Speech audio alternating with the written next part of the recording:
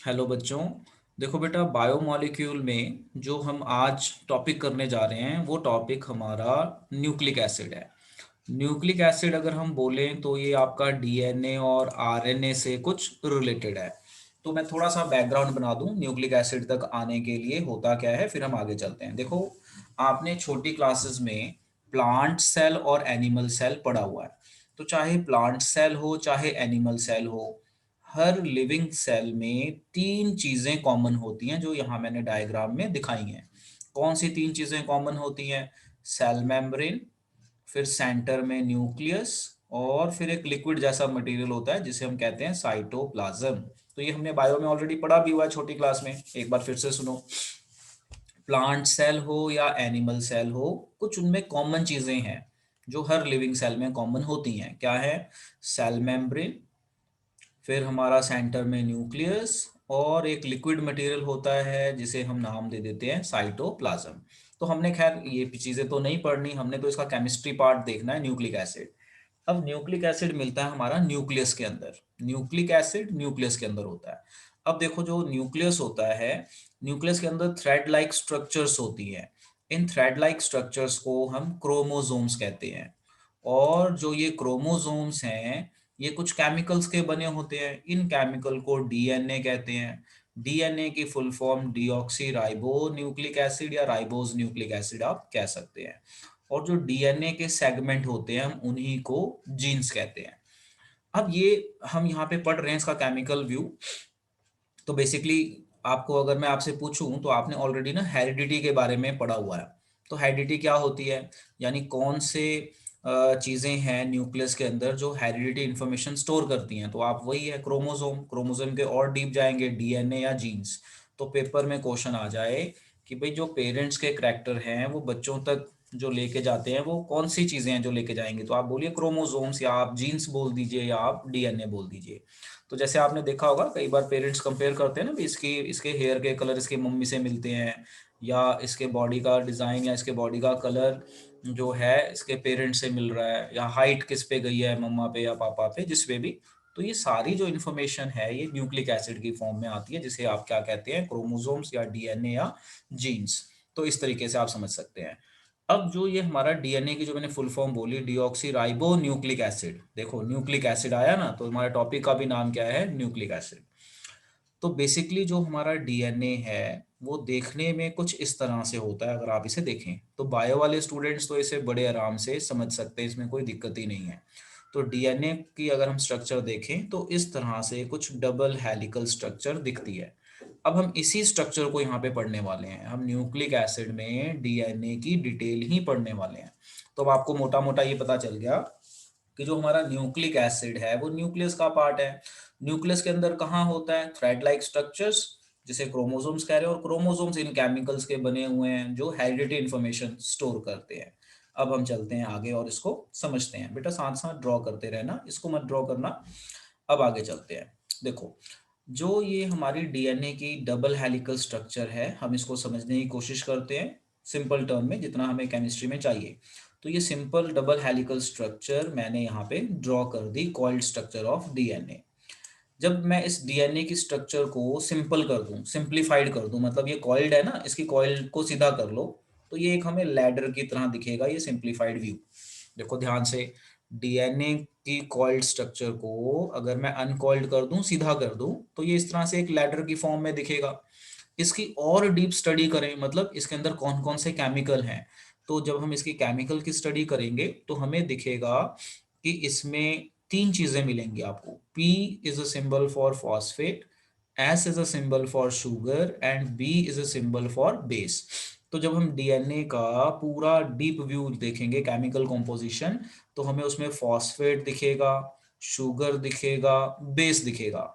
और यही चीजें रिपीट हो रही होंगी, phosphate sugar base, phosphate sugar base, phosphate sugar base. इस साइड पे भी ऐसा ही होगा, वो मैंने रिप्रेजेंट नहीं किया, एक साइड रिप्रेजेंट कर दी, दूसरी साइड से भी ऐसा ही होगा। अब यहाँ पे याद रखने वाली चीज है कि फॉस्फेट शुगर और बेस का जो कॉम्बिनेशन है, इस कॉम्बिनेशन को हम कहते हैं न्यूक्लियोटाइड। अब कई बार पेपर में क्वेश्चन आ जाता है what is a nucleotide. So nucleotide consist of phosphate sugar and base. Nucleotide एक आपका यूनिट है डीएनए का, जो किस चीजों का बना हुआ है, फॉस्फेट, शुगर एंड बेस। तो अगर पेपर में क्वेश्चन आ जाए व्हाट इज न्यूक्लियोटाइड, सो आप बताइए nucleotide consist of phosphate, sugar and base. और पूरे डीएनए में ये बार बार रिपीट हो रहा है। देखो ये मैंने सर्कल किया है, ये सर्कल यहाँ बन जाएगा, ये यहाँ बन जाएगा, तो ये पूरी बहुत लंबी चेन होती है। तो बहुत सारे न्यूक्लियोटाइड हो गए। तो बहुत सारे न्यूक्लियोटाइड हो गए तो हम इसे बोलेंगे पॉलीन्यूक्लियोटाइड। यानी जो हमारा डीएनए है is a polymer of nucleotide, यानी बहुत सारे न्यूक्लियोटाइड जुड़े हुए हैं आपस में, तो उसको हमने नाम दे दिया पॉलीन्यूक्लियोटाइड। तो हमें यहाँ पे डीएनए की कॉम्पोजिशन के बारे में पता चल गया। अब देखो क्वेश्चन अब यहाँ पे क्या क्या बनता है, पेपर में पूछ लेते हैं व्हाट इज न्यूक्लियोटाइड। तो आप बताइए nucleotide consist of phosphate, sugar and base, normal इस तरीके से। इसमें एक और डेफिनेशन आ जाती है जिसे हम कहते हैं न्यूक्लियोसाइड। देखो ये टाइड है, ये न्यूक्लियोसाइड है। तो न्यूक्लियोटाइड जो था वो तीन चीजों से बना है, फॉस्फेट, शुगर, बेस। न्यूक्लियोसाइड में फॉस्फेट नहीं होता, दो चीजों का कॉम्बिनेशन होता है, शुगर एंड बेस। अगर कोई चेन या कोई सब्सटेंस में सिर्फ शुगर और बेस प्रेजेंट है तो उसे हम नाम दे देंगे न्यूक्लियोसाइड। तो बस इसे याद रख लीजिएगा। आगे चलते हैं। अब हम आगे चलते हैं तो जो मैंने आपको बताया है यहाँ पे अभी, तो उसका थोड़ा स्ट्रक्चरल रिप्रेजेंटेशन दे रहे हैं। अब ये जो स्ट्रक्चर्स हैं ये पेपर में आज तक आई नहीं है, ठीक है ना। मैं देखो ध्यान से समझना मैं क्या कह रहा हूँ, कि यहाँ पे जो भी मैं आपको ये स्ट्रक्चर्स दिखा रहा हूँ पेपर में आई नहीं है, इसका मतलब ये नहीं कि आ नहीं सकती, आ सकती हैं। सीबीएसई ये भी नहीं कहती कि हम ये पूछेंगे नहीं।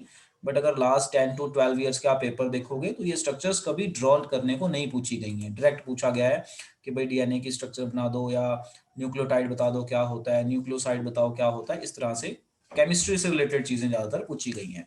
अब देखो कंप्लीट हाइड्रोलिसिस ऑफ डीएनए, मतलब डीएनए को अगर तोड़ दें या आरएनए को तोड़ दें, तो आरएनए की भी जो कॉम्पोजिशन है कुछ इस तरीके से ही होती है, बट वो डबल हेलिकल नहीं होता। ध्यान रखना, आरएनए की भी कॉम्पोजिशन कुछ इसी तरह से होती है, बट वो डबल हेलिकल नहीं होता, वो सिंगल स्ट्रैंडेड होता है। जैसे अगर ये स्ट्रैंड है ना, अगर मैं इन दोनों स्ट्रैंड्स को पकड़ के खींचूं तो मेरे पास दो धागे बन जाएंगे, दो स्ट्रैंड। बट आरएनए में सिंगल स्ट्रैंड होता है, ठीक है, वो मैं आगे बताऊंगा। अब देखो कंप्लीट हाइड्रोलिसिस ऑफ डीएनए, मतलब अगर हम डीएनए को तोड़ दें तो हमें क्या मिलने वाला है, पेंटोज शुगर जिसको मैंने नॉर्मल शुगर बोल दिया, फॉस्फोरिक एसिड जिसे मैंने फॉस्फेट बोल दिया, नाइट्रोजन कंटेनिंग हेट्रोसाइक्लिक कंपाउंड जिसको मैंने बेस बोल दिया। तो इस चीज को मैंने सिंपल फॉर्म में बोल दिया, तीन चीजें, कि अगर हम डीएनए को तोड़ें तो तीन चीजें मिलेंगी, फॉस्फेट, शुगर एंड बेस, इस तरीके से।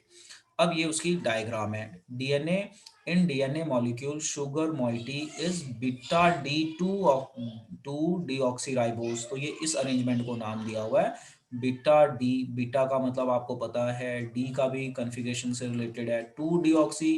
तो आप यहाँ पे अगर देखेंगे तो सेकंड पोजीशन पे ओ एच नहीं है, ठीक है ना, इसलिए टू डीऑक्सी। ठीक है, यहाँ पे एच नहीं है, वैसे नॉर्मल नॉलेज के लिए बता रहा हूँ, ऐसा में चाहिए नहीं। और यहाँ पे आ जाएगा आपका बीटा डी राइबोस, ठीक है ना। तो आप ये चीज ध्यान में रखना कि जो हमारा आरएनए है, आरएनए की फुल फॉर्म होती है राइबो न्यूक्लिक एसिड या राइबोज न्यूक्लिक एसिड, और डीएनए की फुल फॉर्म होती है डीऑक्सी राइबोज न्यूक्लिक एसिड। तो यहाँ पे हम टू डीऑक्सी कहते हैं। टू इसलिए बोलते हैं कि टू पे कुछ अरेंजमेंट अलग है, देखो सब पे ओ एच है, ओ एच है, ओ एच है। टू पोजीशन ऐसी है जहाँ पे ओ एच है नहीं, इसलिए वो टू पॉइंट बताया जाता है। तो अगर आप याद रखें तो अच्छी बात है, नहीं तो कोई बात नहीं। ये स्ट्रक्चर आज तक पूछी नहीं गई है, बट ऐसा भी नहीं कि पूछ नहीं सकते, आज तक नहीं पूछी गई हैं। तो आप इसे ड्रॉ करेंगे दो तीन बार तो याद हो जाएंगी, कोई मुश्किल नहीं है। ये आपकी डीएनए के शुगर की है और ये आपके आरएनए की राइबोस। तो इसको आप ड्रॉ कर सकते हैं, याद रख सकते हैं। आगे चलते हैं। अब जो हमारा डीएनए में जो बेस होता है, नाइट्रोजनस बेस, जो बेस है ना, जैसे मैंने बताया न्यूक्लियोटाइड तीन चीजों का बना हुआ है, phosphate, sugar and nitrogenous base, तो उसको हम सिंपली बेस कहते हैं। तो जो डीएनए का बेस है ये चार तरह का होता है, उसके सिंबल हैं ATGC। इनकी फुल फॉर्म मैंने यहाँ पे लिखी हुई है। ए की फुल फॉर्म है एडिनिन, टी की फुल फॉर्म है thymine, G stands for guanine and C stands for cytosine. अब यहाँ पे याद रखने वाली चीज ये है कि जो हमारे ये नाइट्रोजनस बेस होते हैं ये चार तरह के हैं, है ना, ये चार मैंने यहाँ पे दिखा दिए। अब ये जो चार हैं ये कैसे बॉन्ड बनाते हैं, ए हमेशा टी के साथ बॉन्ड बनाता है, जी हमेशा सी के साथ बॉन्ड बनाता है। अगर आप इसके अरेंजमेंट देखेंगे डीएनए में तो ए हमेशा टी के साथ बॉन्ड बनाएगा, या टी हमेशा ए के साथ बॉन्ड बनाएगा, जी हमेशा सी के साथ बॉन्ड बनाएगा और सी हमेशा जी के साथ बॉन्ड बनाएगा। मतलब इसे हम कहते हैं कॉम्प्लीमेंट्री बेस पेयरिंग, यानी जहां पे भी ए होगा तो उसको टी बॉन्ड बना रहा होगा, या कहीं पे टी होगा तो उसको ए कॉम्प्लीमेंट्री बॉन्ड बना रहा होगा। और ये डबल बॉन्ड बनाता है ए टी के साथ या टी ए के साथ, और जी सी के साथ ट्रिपल बॉन्ड बनाता है, ये याद रखना है। तो नाइट्रोजनस बेस चार तरह के हैं, ये हमने दे दिए। इन चार में से जो ये वाले दो मैंने सर्कल किए हैं, इसे हम कहते हैं प्यूरीन्स, नाम है इनको, कि ये जो दो हैं इनको हम प्यूरीन्स कहते हैं, और टी और सी को हम पिरिमिडीन कहते हैं। तो ब्रॉडली स्पीकिंग नाइट्रोजनस बेस जो है हमारा चार तरह का होता है, और अच्छे से पढ़ें तो ये दो तरह का होता है, प्यूरीन एंड पिरिमिडीन। प्यूरीन दो तरह का होता है एजी, और पिरिमिडीन दो तरह का होता है टीसी। तो हम इसको नॉर्मली कह देते हैं कि डायरेक्ट बोल सकते हैं कि नाइट्रोजनस बेस चार तरह के होते हैं, ए टी जी सी। ठीक है, ये डीएनए की बात हो रही है। आरएनए में टी की जगह यू आ जाता है, वो मैं आगे बताऊंगा अभी। तो डीएनए की जो बेस कॉम्पोजिशन है वो चार तरह की है, ए टी जी सी। और इसमें याद रखने वाला है कि ए हमेशा टी के साथ बॉन्ड बनाएगा, जी हमेशा सी के साथ। इसको याद रखने का बेटा शॉर्टकट है एट जी सी। इसका आप शॉर्टकट ऐसे याद रख सकते हैं ताकि आपसे कभी गड़बड़ी ना हो कि कौन किसके साथ बॉन्ड बनाएगा। आप इसको याद रख लीजिए एट जी सी। तो इससे ये पता चल जाएगा ए टी के साथ बॉन्ड बनाएगा, जी सी के साथ बॉन्ड बनाएगा। तो अगर पेपर में क्वेश्चन आ जाए what do you mean by complementary base pairing, तो आप बताइए कि in DNA nitrogenous bases are of four types, उनके नाम बताइए, और फिर ये बताइए कि ए हमेशा टी के साथ बॉन्ड बनाता है और वाइस वर्सा टी ए के साथ बॉन्ड बनाएगा, जी हमेशा सी के साथ और सी हमेशा जी के साथ। इसी को हम कॉम्प्लीमेंट्री बेस पेयरिंग कहते हैं। ठीक है ना, ये मैं आगे इसके ऊपर एक क्वेश्चन भी कराऊंगा। तो यहाँ पे मैंने मोटा मोटा आपको ये बताया कि जो हमारा नाइट्रोजनस बेस है ये चार तरह का है, ए टी जी सी उसका नाम यहाँ पे लिखा हुआ है। और फिर मैंने बताया ए हमेशा टी के साथ बॉन्ड बनाएगा, जी हमेशा सी के साथ। नंबर ऑफ बॉन्ड्स भी हमने ध्यान में रखने हैं कि ए दो बनाता है और जी और सी तीन बॉन्ड बनाते हैं। और इस बॉन्डिंग को हम कॉम्प्लीमेंट्री बेस पेयरिंग कहते हैं। फिर इसमें मैंने बताया ए और जी को हम प्यूरिन्स कहते हैं अगर क्लासिफिकेशन करें, और पिरिमिडीन्स टी और सी को कहते हैं। तो आप ये मोटा सा याद रखें, सिंपल है। तो कॉम्प्लीमेंट्री के ऊपर मैं क्वेश्चन आगे करवाऊंगा अभी थोड़ी देर में। अब आ जाओ आरएनए बेस। तो जो आरएनए के नाइट्रोजनस बेस हैं वो भी चार तरह के ही हैं। बस यहाँ पे क्या फर्क है, हमने वहां पे लिखा था ए टी जी सी, बस यहाँ टी की जगह एक यू आ जाता है, बस ये एक्स्ट्रा, और यू को हम कहते हैं यूरासिल। तो हमने वहां पे शॉर्टकट पढ़ा था एट जी सी, तो यहाँ पे हो गया ए यू जी सी। तो ये शॉर्टकट आप याद रख सकते हैं कि ए हमेशा यू के साथ या यू हमेशा ए के साथ आरएनए में बॉन्ड बनाएगा, जी हमेशा सी के साथ। और यू की फुल फॉर्म क्या है हमारी यहाँ पे, uracil. So keep in mind कि जो हमारा आरएनए है, आरएनए के भी नाइट्रोजनस बेस चार हैं। बस फर्क ये है कि हमारे पास टी की जगह यू है जिसको हम कहते हैं यूरासिल। और ये हम डिफरेंस में भी बता सकते हैं, अगर पेपर में क्वेश्चन आ जाए आरएनए डीएनए का डिफरेंस बताओ, तो वहां पे ये पॉइंट भी लिखा जाएगा। आगे हम डिफरेंस भी करेंगे जैसे जैसे हम आगे चलेंगे। आगे चलते हैं और अगला टॉपिक देखते हैं इसी से रिलेटेड। लो जी, अब देखो, जो मैंने आपको बताया कि जो हमारे नाइट्रोजनस बेस हैं वो चार तरह के हैं, और एक यूरासिल डाल दो तो पांच तरह के हो गए। तो इनकी स्ट्रक्चर्स भी हैं, ये स्ट्रक्चर्स आज तक आई नहीं है पेपर में बट आप देख लीजिए। DNA contain four bases, adenine, guanine, cytosine, thiamine. RNA also contain four bases, बस पहले तीन सेम है, बस टी की जगह यू आ जाएगा, यूरासिल। तो ये एडेनिन कैसे ड्रॉ होता है नाइट्रोजनस बेस, गुआनिन किस तरह से ड्रॉ करते हैं, साइटोसिन, थायामिन एंड यूरासिल, ये सारी स्ट्रक्चर्स बनाई हुई हैं। ये इंपॉर्टेंट नहीं है क्योंकि आज तक आई नहीं है पेपर में कि कभी ऐसा आया हो कि भी एडेनिन की स्ट्रक्चर बनाओ। तो हम ये भी नहीं बोल सकते कि नहीं आ सकता, क्योंकि ये हमारे बुक में है, एनसीईआरटी की बुक आप देखेंगे तो उसमें ये स्ट्रक्चर्स दी हुई हैं। तो आई नहीं है इसलिए हम बोल रहे हैं इंपॉर्टेंट नहीं है। तो अभी तक नहीं आई, यानी आप लास्ट 15 to 16 ईयर्स का पेपर देखेंगे तो उसमें ये नहीं आई है। तो उसके बेस पे हम बोल रहे हैं इंपॉर्टेंट नहीं है। बट आप इसको एक बार ध्यान से प्रैक्टिस कर लेंगे तो याद भी हो जाएंगी, मुश्किल नहीं है। तो आपको यहाँ पे मोटा मोटा याद होना चाहिए कि डीएनए के अंदर चार नाइट्रोजनस बेस हैं, ए जी और सी टी। इसी तरह से आरएनए में भी चार हैं, बस एक टी की जगह यू आ जाएगा, और ये उनके स्ट्रक्चर्स हैं। थोड़ी सी प्रैक्टिस करेंगे तो याद हो जाएगा। ठीक है, तो आप इसको कर सकते हैं। आगे आ जाओ। अब ये हमने आपको, जैसे मैंने पीछे आपको दिखाया कि अगर हम डीएनए की स्ट्रक्चर को तोड़ दें तो इसके अंदर हमें इस तरह से ये तीन तीन चीजें दिखेंगी। इन तीन चीजों की अगर हम स्ट्रक्चर वाइज चेकिंग करें तो ये हमें कुछ ऐसा दिखेगा जैसा यहाँ पे दिखाया है। देखो, फॉस्फेट, शुगर, बेस, तो इसे हम बोलेंगे न्यूक्लियोटाइड। तो एक न्यूक्लियोटाइड दूसरे न्यूक्लियोटाइड से जुड़ेगा, आगे जुड़ेगा, आगे जुड़ेगा, तो पॉलीन्यूक्लियोटाइड बनेगा। तो यहाँ पे हमने एक न्यूक्लियोटाइड और एक न्यूक्लियोटाइड दो को जोड़ दिया तो हमने नाम दे दिया डाई न्यूक्लियोटाइड। अब ये कैसे जुड़ा, देखो जुड़ता कैसे है, ये आपका फॉस्फेट है, यहाँ पे OH ग्रुप है। तो ये फॉस्फेट और OH ग्रुप जब यहाँ पे ऐसे जुड़ जाते हैं तो ये फॉस्फेट और ऑक्सीजन की जो यहाँ पे लिंकेज हो जा रही है इसे हम फॉस्फोडाइएस्टर लिंकेज कहते हैं। तो बेसिकली जो मैंने आपको वहाँ पे अलग अलग दिखाया था चेन में, तो यहाँ पे मैंने आपको चेन बनाते हुए दिखाया है। तो ये जस्ट फॉर योर नॉलेज और कुछ नहीं है, इसको सिंपली आप देख लीजिए, इसको ड्रॉ करने की भी जरूरत नहीं है। अब आ जाओ आगे। A simplified version of nucleic acid chain as shown below। तो ये मैं ऑलरेडी शो करके आया हूँ पीछे कि भाई जो आपकी डीएनए की चेन होती है उसमें बेस, शुगर, फॉस्फेट, यही चीज बार बार बार बार बार बार रिपीट हो रही है। तो इसको हम न्यूक्लियोटाइड बोल रहे हैं। तो बार बार रिपीट हो रही है तो पॉली न्यूक्लियोटाइड बोलेंगे। तो बेस, शुगर, फॉस्फेट, एन मतलब बार बार रिपीट हो रहा है तो पूरी चेन इज योर पॉलीन्यूक्लियोटाइड। तो DNA is a chain of polynucleotide. ठीक है, और न्यूक्लियोटाइड क्या होता है, न्यूक्लियोटाइड होता है combination of base, sugar and phosphate. तो कोई आपसे पूछ ले व्हाट इज न्यूक्लियोटाइड तो आप बताइए nucleotide consist of base, sugar, phosphate. तो आपने बी नहीं लिखना, आपने पूरा लिखना base, BASE, base, sugar and phosphate. तो आपको वहां पे मार्क्स मिल जाएंगे। आगे चलते हैं। अब हम बात करते हैं आरएनए की। सो देखो, जो आरएनए है वो इस तरह से होता है basically.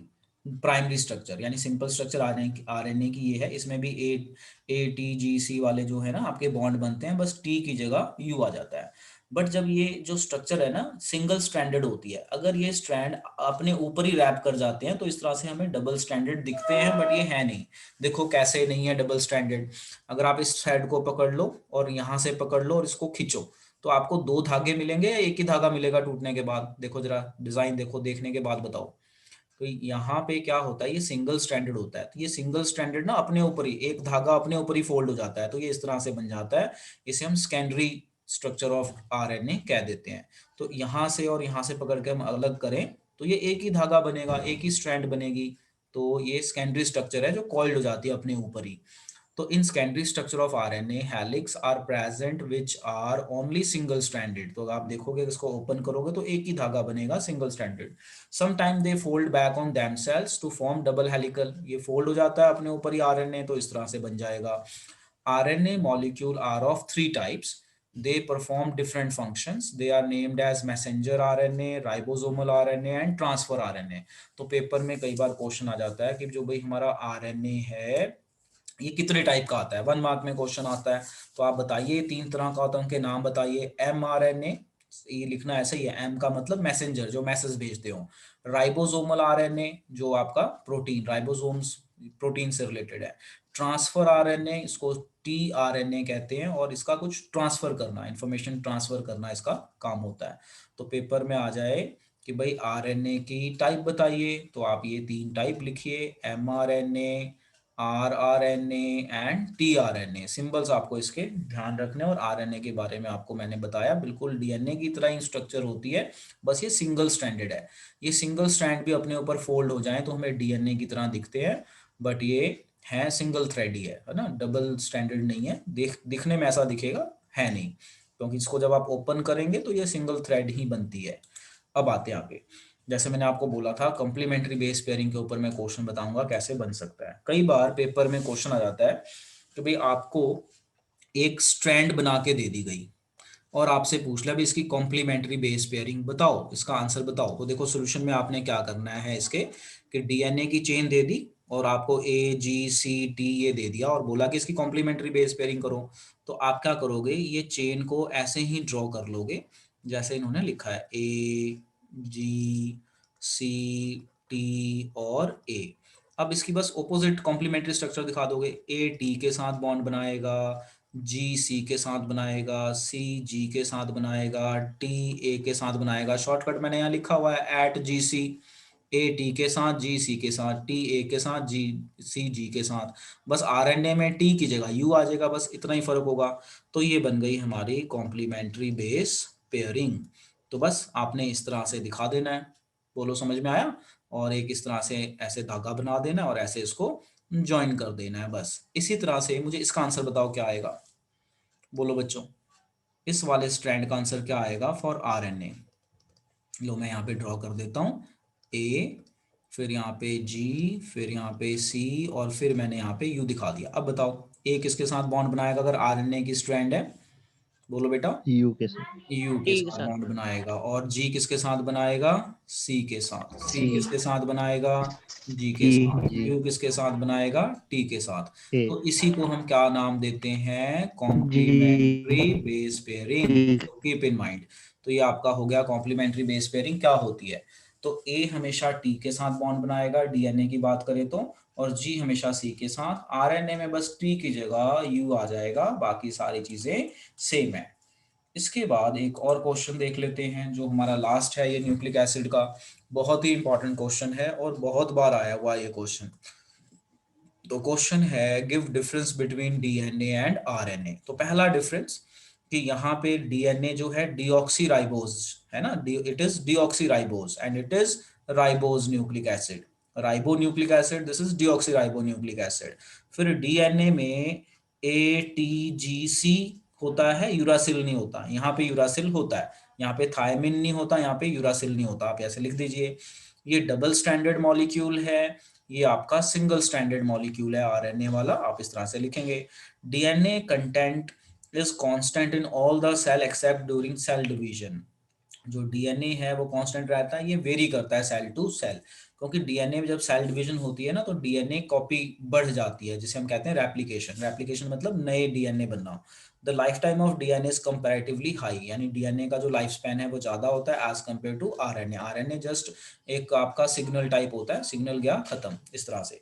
No natural DNA is catalytic, कोई भी जो डीएनए है उसकी कोई कैटालिटिक प्रॉपर्टी नहीं होती। आरएनए की कैटालिटिक प्रॉपर्टी होती है, बिकॉज ये प्रोटीन्स वगैरह बनाते हैं, तो प्रोटीन वगैरह जो बनती हैं वो कैटलिस्ट के फॉर्म में काम कर सकती हैं। Present in the nucleus, mitochondria and chloroplast. Present in the nucleus, mitochondria, nucleolus, ribosome and cytosol.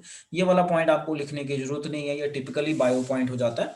आप इसकी जगह पे ये पॉइंट लिख सकते हैं कि डीएनए कैन रेप्लिकेट। रेप्लिकेट मतलब डीएनए नए डीएनए बनाता है, जब सेल डिवीजन होती है तो ये नए डीएनए बनाता है। So DNA can replicate. Replicate मतलब नए डीएनए बनाना। और आरएनए कैन नॉट रेप्लिकेट, जो आरएनए है ये रेप्लिकेट नहीं करता, मतलब अपनी कॉपी नहीं बनाता। तो इसके साथ यहाँ पे हमारा बायोमोलिक्यूल का न्यूक्लिक एसिड चैप्टर भी खत्म हो जाता है। अब एक बार हम फटाफट जल्दी जल्दी रिवाइज कर लेते हैं कि क्या क्या क्वेश्चन बनते हैं, और फिर हम ये चैप्टर खत्म करते हैं। देखो जी, मोटा मोटा पढ़ते हैं जो हमें केमिस्ट्री में चाहिए। जो बायो वाले स्टूडेंट्स हैं उनको तो वैसे ही बहुत कुछ पता है इसमें। देखो, न्यूक्लियस के अंदर कोई भी लिविंग सेल है, प्लांट सेल है, एनिमल सेल, उसके न्यूक्लियस में थ्रेड लाइक स्ट्रक्चर्स होती हैं। इन थ्रेड लाइक स्ट्रक्चर्स को क्रोमोसोम्स कहते हैं। क्रोमोसोम्स जिन केमिकल से बनते हैं उनको हम डीएनए, और उसी के सेगमेंट को जीन कहते हैं। और ये हेरिडिटी इंफॉर्मेशन स्टोर करते हैं। हेरिडिटी इंफॉर्मेशन मतलब पेरेंट्स के करैक्टर नेक्स्ट जनरेशन में लेके जाते हैं। तो आपसे अगर क्वेश्चन पूछ ले कि भाई न्यूक्लियस के अंदर कौन सी ऐसी चीजें जो हेरिडिटी इंफॉर्मेशन स्टोर करती हैं, तो आप क्रोमोसोम लिखिए, जीन्स लिखिए, दोनों सही हैं। अच्छा, डीएनए की full form deoxy ribose nucleic acid. देखने में कुछ ये इस तरह का होता है। अगर हम इसको सिंप्लीफाई कर दें तो एक लैडर की तरह दिखेगा। इस लैडर को और डीप पढ़ें, पूरे केमिकल कॉम्पोजिशन देखें, तो हमें ये 3 तरह के केमिकल बार बार रिपीट होते हुए दिखेंगे। इन केमिकल के नेम है फॉस्फेट, शुगर एंड बेस, और इस कॉम्बिनेशन को न्यूक्लियोटाइड कहते हैं। तो ये न्यूक्लियोटाइड बहुत बार रिपीट हो रहा है, तो इसे हम पॉली न्यूक्लियोटाइड कहते हैं। So DNA is a chain of polynucleotide. Then what is nucleoside? Sugar and base only. Sugar and base only forms nucleoside. तो पेपर में पूछ लेते हैं what is nucleotide and nucleoside. तो न्यूक्लियोटाइड में आप ये 3 चीजें बताइए। साइड में फॉस्फेट पी हटा दो, बस लिखने में आप शुगर बेस लिख दो, तो ये न्यूक्लियोसाइड हो गया। इसके बाद जो हमने पढ़ा नाइट्रोजनस बेस के बारे में, जो बेटा इंपॉर्टेंट है पेपर पॉइंट ऑफ व्यू से, एक बार वही रिवाइज करवा रहा हूँ।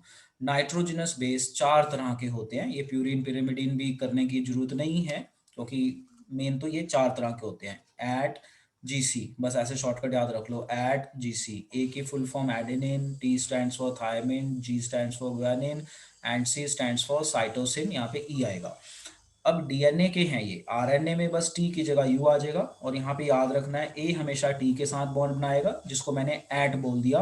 एट जीसी शॉर्टकट है, जी हमेशा सी के साथ, और ये जो बॉन्डिंग है ना, ये 2 डबल बॉन्ड, ये ट्रिपल बॉन्ड, ये ध्यान रखना है, यानी ये 2 हाइड्रोजन बॉन्ड है, ये 3 हाइड्रोजन बॉन्डिंग की स्ट्रक्चर के अंदर, और इसी को हम कहते हैं कॉम्प्लीमेंट्री बेस पेयरिंग।